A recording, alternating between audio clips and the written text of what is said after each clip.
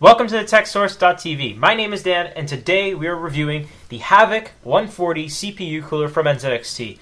Now, this CPU cooler works on tons of different sockets, including all AMD sockets, all Intel sockets. Now, unsure about 2011, but it does work on 1366, 1155, 1156, and all that stuff. So, anyways, guys, that's just a quick preview of it. But anyways, let's go ahead and review this.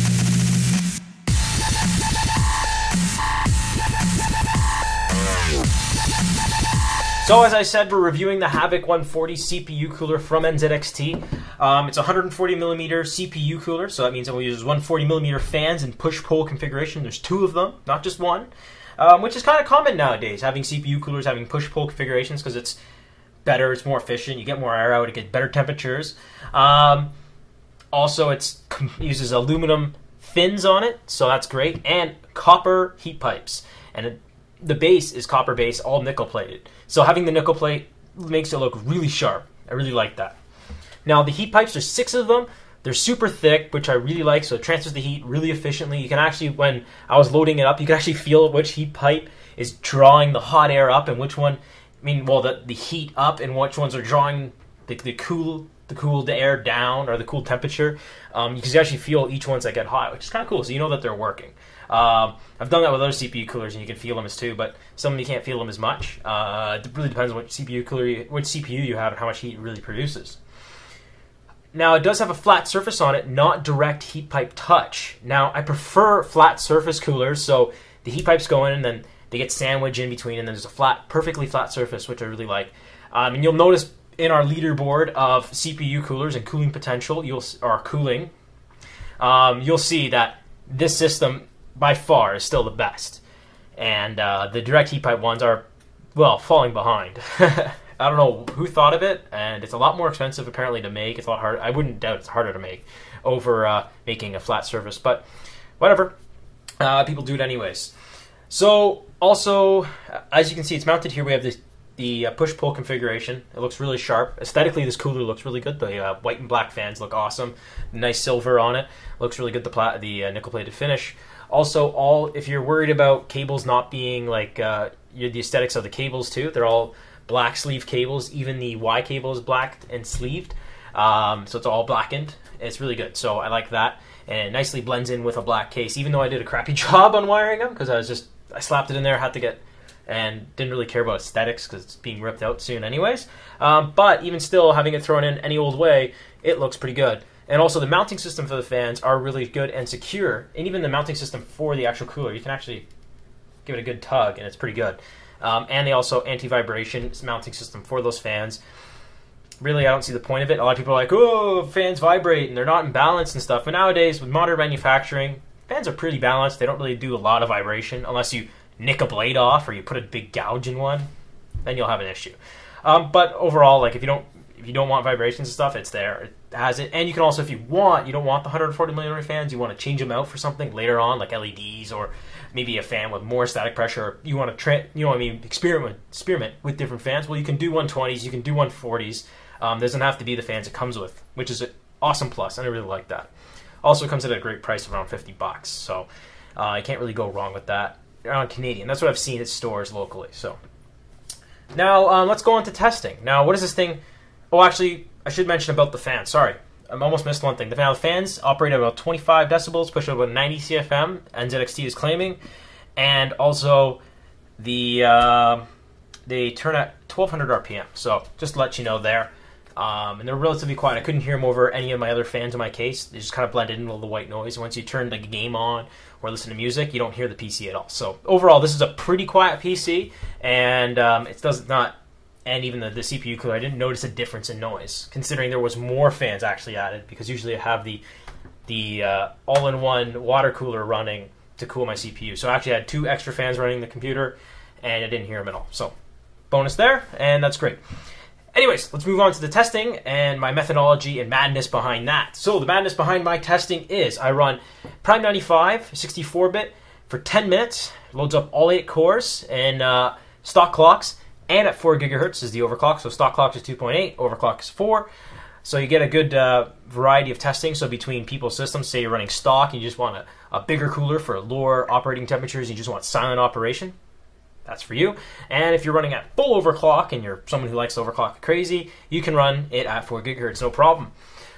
And then also idle testing was done the same thing. Nothing was loaded. The computer just sat there for 10 minutes, both idle at 2.8 and 4. So gives you really good. And also the side panel was closed here to give you the most real world results. And I think that's about it. So all the fans were on, and it's pretty much how I'd have my PC set up if I was using it as my CPU cooler.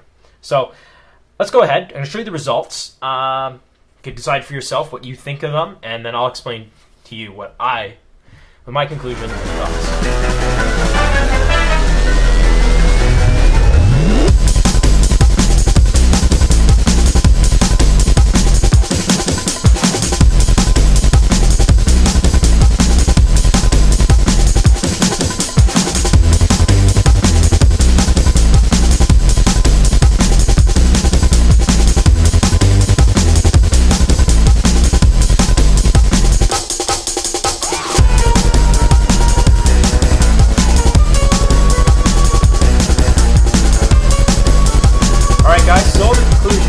Results.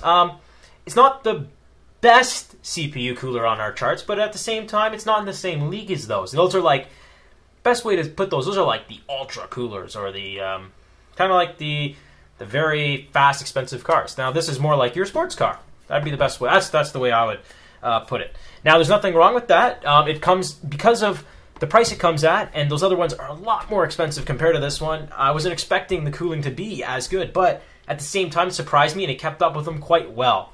It was with only a couple degrees off, and at idle and load, it was relatively close. And it did, at the same time, I could still run my system at 4 gigahertz. So for me, I didn't really have to go out and go buy, like, for example, the H100 to run my system at 4 gigahertz. With the H100, I could probably run my system probably at 5 if I really wanted to push it that far. But with the Havik 140, I can run my system perfectly fine at 4 gigahertz, so that's a relatively good overclock. It's super easy to get on an Intel 930, actually. So 4 gigahertz, it runs it relatively cool. It does it really quiet. It's expensive, which is the best part, because if you already spent tons of money on, well, as you can see, really, if you already spend tons of money on other stuff, you're probably a little bit dry on cash. You're just, well, I need a good CPU cooler. That's not going to break the bank. Well, here's one for you. Definitely one to check out. And also against the A70 was one of the other coolers that was very similar to this. The only difference is it ran 120mm fans, but it had like the same amount of heat pipes, relatively the same size, and also the fans put out relatively the amount of the same air, but they were noisy as hell. The mounting system wasn't nearly as good, and it also used direct heat pipe touch. And as you can see, direct heat pipe touch failed, and the smooth bottom surface of this did prevail, which is awesome.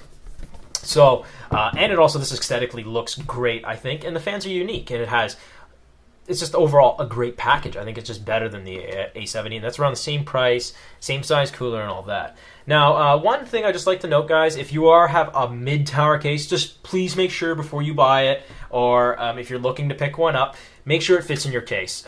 With the Switch 810 we have here, this is a very large case, but even at the same time, it does get within a couple centimeters of not fitting in the case. It's a very tall cooler, but it does have no issues fitting in this case at all. In this case, I can fit very, very tall coolers. But if you do have a smaller mid-tower, you may want to just double-check the measurements, check out the height of this. Just definitely before you buy it, definitely double-check that if you have a smaller case. You just don't want to run into that. I've done it in the past by accident, and then I had to go out and go buy a new case, and I end up spending double the money. Idiot move I made, but we all do it. So anyways, guys, that's the Havik 140. As you can see, it looks awesome in this system here.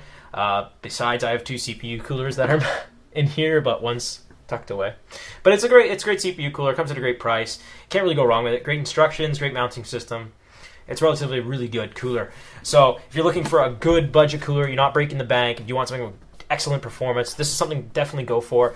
I would say this is your Camaro SS of CPU coolers. So that's my That's my car comparison to computer products. Yeah. Anyways, guys, we will see you later. This is the TechSource.tv. Dan signing out. Highly recommend this cooler. Definitely check it out. It doesn't break the bank, so that's my one-liner right there. So, anyways, remember to like our Facebook and keep checking out our videos.